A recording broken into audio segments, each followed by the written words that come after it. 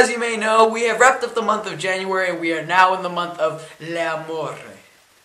That's February for all you dumbasses. That's right, guys. Gonna be talking about Valentine's Day. So let's go ahead and start it off. Valentine's Day. To get a good grasp on it, let's go ahead and dive into its history. Psych. That's why I'm lazy ass. Yeah. So, Valentine's Day. The way that I see it, there are 4 different phases in Valentine's Day. There is the kiddie phase, the transition phase, the intermediate phase, and the actual phase. The kiddie phase, this primarily takes part in the elementary school days. Now, the way that I remember it is, in elementary school, the teachers would print out a long list of the names of all the students in the classroom. But it seems like the teachers would make it so that everyone would receive the same amount of love on Valentine's Day. Now, of course, being myself, it always seemed like I never received the same amount of love, because even though there were 30, I would supposedly have to get 30 invitations, 30 Valentines. I would only end up with a few.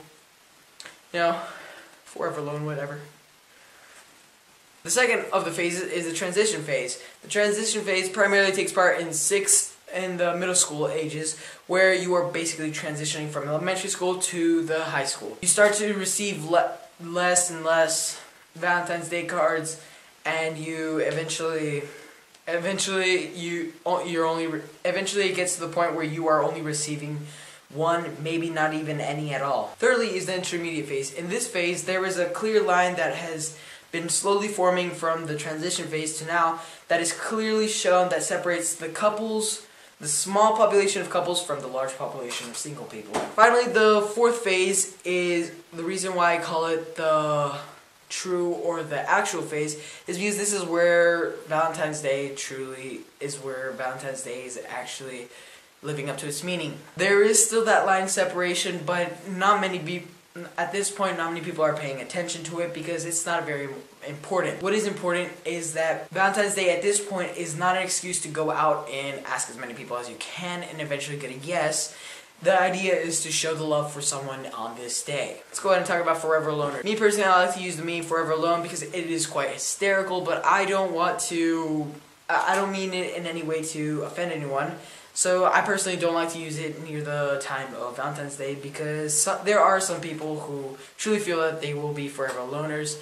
And me personally, I wish I could help out those people, but there's not very much. Now, for those people who say they're forever loners but are extremely picky in who they want to be with, don't go ahead and say you're a forever loner. Go ahead and say that you are an extremely picky person who doesn't give anybody else a chance. So to wrap up this video, I'm going to go ahead and leave you with a few notes.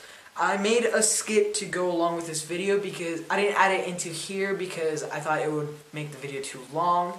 So I made a separate skit just so that I put on the Underqualified channel. Very much appreciate it if you like, favorite, and subscribe to this channel, because I worked very hard on this video. It took me forever to finally get it right.